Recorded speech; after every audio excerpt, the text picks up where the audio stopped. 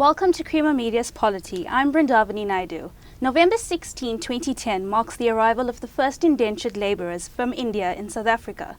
The year 1860 saw the first settlement of Indians in South Africa, and in studio at Creamer Media's offices in Johannesburg, we have anti-apartheid struggle stalwart Mac Maraj to talk about the significance of the 150 years since the arrival of Indians in South Africa.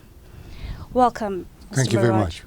You have taken on the responsibility of contributing to the 150-year commemoration of the arrivals of Indians in South Africa. What do you see as the main significance of this anniversary? Well, I haven't taken any responsibility. I like to avoid responsibility, but I think that, yes, I am involved in the celebration of the 150 years. And I think that this is about the first time that the Indian community would be able to celebrate an occasion such as this, not as a celebration of itself for itself. Since '94, we've had a change which makes it possible for all our communities to recast their history in terms of the contribution they've made to the building of South Africa. That is South Africa for all South Africans. And I think when we look at the contribution of the Indian communities in that way, our perspective changes. They came here as indentured laborers. They helped to put the sugarcane industry on its feet and remains an important component of our economy. They lived under all sorts of restrictions. They were not allowed to own land freely in South Africa. They were not allowed to travel freely. And when apartheid came, even the little benefits that they had acquired were hammered home, were destroyed through the Group Areas Act. But they have contributed in every field of endeavor in South Africa, wherever you look. If you look in business today, one of the big deals being discussed is Avusa and Universal Printers. Universal Printers owned by a group of Indians. If you look at labor, we cannot talk about the working class of our country without thinking of unionists such as H.A. Naidu, George Poonen, Billy Nair, who recently passed away, was on Robben Island for 20 years, or the former Minister of Reconstruction and Development, J. Naidu. You cannot think of unions and workers' rights. You cannot think of education without thinking of an A.D. Lazarus and Dr. B.T. Naidu. You cannot think of our sport without thinking of a soccerite such as Dharam Mudli, our golfers such as Papua Sirgulam, who fought against racial discrimination, who came up against that discrimination and performed on the world stage. And we've had in sport both sportsmen in their own right, but administrators who've helped us to put us in the world community. People like Sam Ramsamy, people like the late George Singh. If you look at publicity and publicists, we're here at Engineering News offices. Maybe you should do a history of Indians' contributions in publicity and the publicity sector. But we've had the Bramdo family, and we have the late MP Naika, who died abroad. And then when we look at our creation of democracy, we have Gandhi, who experimented here and went on to lead India's independence. We have his disciples, the Naidu family, the Pillai family. We have his own granddaughter, Indira Gandhi, today, who served as an ANC MP in our government in '94. Today she's in retirement, but her father went in the passive resistance campaign. We have the Dadus, the Monty Naikas, who's going to be 100 years. His birthday, 100th birthday will be celebrated, has just been celebrated. So all these people have made a contribution. And what we are saying is, in every field of life, in science, in medicine, today we have a Dr. Jerry Kovadia, Professor Kovadia, known throughout the world for his work in medicine, today serving on the President's National Planning Commission. So you have these contributions, and it's gone not just to the improvement of Indians as Indians. It has gone to make the South Africa that we are living in. And so that's the way we'd like to celebrate it. That's the way President Zuma in his State of the Nation speech said. I can give you many other examples. There's just too many. And it's invidious to single out them. If you think of fiction writing, he is a young writer, Imran Kovadia. He's a prolific writer.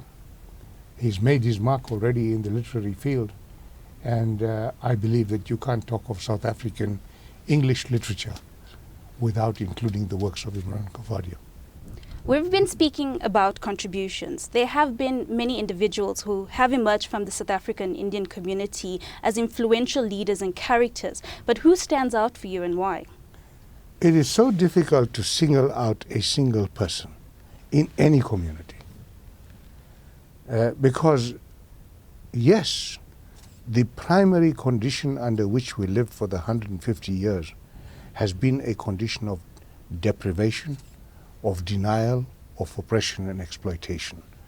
So the first people that would stick out would be those who engaged in the freedom struggle from the time of Gandhi. And if you talked of somebody living today, you cannot think of the Indian community contribution without thinking of, for instance, Comrade Ahmad Kathrada, who was sentenced to life and who's still alive. But if you look at the giants who built this struggle, then you cannot exclude Dr. Yusuf Dadu, Dr. Monty Naika. But you see how unfair it becomes, because how do you compare that with other contributions? How do you compare that with the work of, with the achievements of a Papua Sugulam, who, when we were not allowed a space in the world called sports arena, he established a significant presence by even beating South Africa's white champion, who was on the world stage.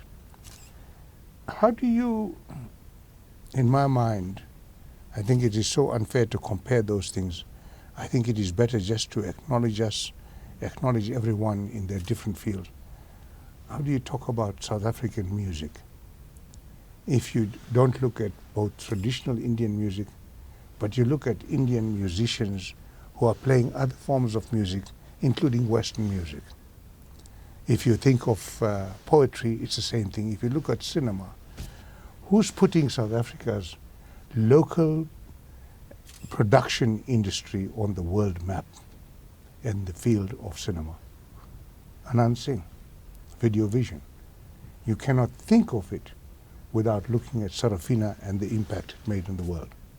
So, I just hope that as we celebrate this occasion, all of us and all the readers of engineering, news and polity, white, African, colored, wherever you are, but if you're South African, learn to celebrate this occasion and appropriate those contributions of Indians as your contribution.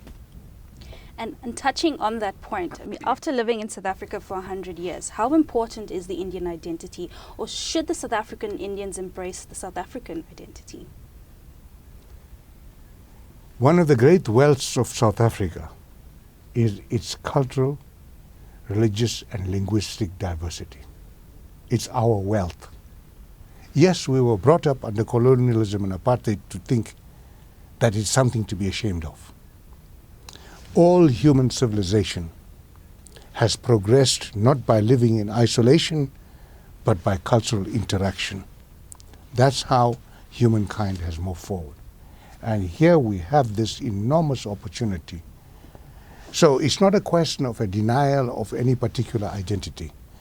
Every person and every nation is a complex set of identities. What is important is that we should respect and acknowledge those diversities and find ways to appropriate them within the common sense of our nationhood. That doesn't mean one has to compete one identity against the other. One has to find a way to just take over all those things and make our nation the colorful nation it is. If you walk today in New York, how many so-called Americans are you going to see, or what's your conception of an American? Is an American white in your view, or is it a polyglot nation of people from all over the world? If you walk in the streets of London today, what makes it exciting? I think life would be dead boring if London streets were only populated with white people. I think that's the excitement of London today. The dressing, the food, the cuisine, the languages spoken, the body languages, the way people walk. It's a mixture, and that's how we should see South Africa. Okay. Now, talking about how we should see South Africa, where do you see the South African Indian community in the current political environment? I think the Indian community has, by its practical activities, become an integral and inseparable part of South Africa today. And I think it is an integral part, one that it should be proud of itself. But it does not mean that every descendant of the indentured laborers still clings to an Indian identity. Many descendants today hardly speak an Indian language. Many have appropriated other religions. Many of them speak other languages better. I am not able to speak an Indian language. I don't understand Indian ritual. But I do respect that others say that I'm of Indian origin. I'm not ashamed of that. But I'm more proud of the fact that I am what I am because of the values that have been inculcated into me by my parents, by my community, and that it has been shaped also by the way colonialism and apartheid determined that I would be a second-class citizen. So I am what I am also because of the struggle. I am what I am because I'm part of humankind. I'm part of mankind's search for freedom, for dignity, and for a better life. And I'm hoping that whatever I'm doing is going to make it possible for all our children and future generations to have a better life. You have a formidable history as an anti-apartheid leader. What inspires you to play the role that you do? Look, relative to the young people, young South Africans of today, I think when I grew up, life was very simple. The choices that we had to make were just stark. Either you succumbed to a life of daily humiliation that apartheid had condemned you to, which restricted even your opportunities in life, which even closed the space for your dreams of what you'd like to be. So you either succumbed to that and were humiliated daily, where you could not get up in the morning and look at yourself in the mirror and feel proud for succumbing to that system. Or you stood up and you fought. And if you fought, you suffered for it too. Which was better? Surely it was better for your dignity to just stand up and fight than to just cow down. So the choices were simple. You have a more complicated situation. You today are living in a free South Africa. You have the right to vote, and so your choices are many. And often your choices are going to be not between a good and a bad, but it's going to be between a good and another good. And that makes life complicated for you. So you see, thank God I am not living in your life in your shoes. What made me do what I did? I think it's the values that my parents inculcated, the community inculcated. I grew up in a village, Newcastle, which was the point at which Gandhi mobilized the Indian community in the 1900s to defy the then laws and cross on foot from Newcastle, walk to Falkirk, and cross into the Transvaal and court imprisonment. It's a place where passive resistors in 1946 served imprisonment, and some of them are still alive. You should rather get them to come and speak to you. They are alive today. There's a 90-year-old man in Durban. He's right now in hospital. He was in the passive resistance campaign. So those things shaped me. Those made me do. And what I'm proud of in my life is that I made those choices. I don't claim exceptional wisdom for it. But I think that I lived by the consequences of those choices. I have never wept about the consequences. I can always talk about how life could have been better for me. But I think that's my life. I've led it my way. And I like to think that I made a contribution to the making of South Africa. And if people acknowledge that, then I think I have left something for my children and my family to be proud of. Well, thank you for that, Mac. That was anti-apartheid struggle stalwart Mac Maraj sharing his insight and views on the significance of the 150 years since the arrival of Indians in South Africa.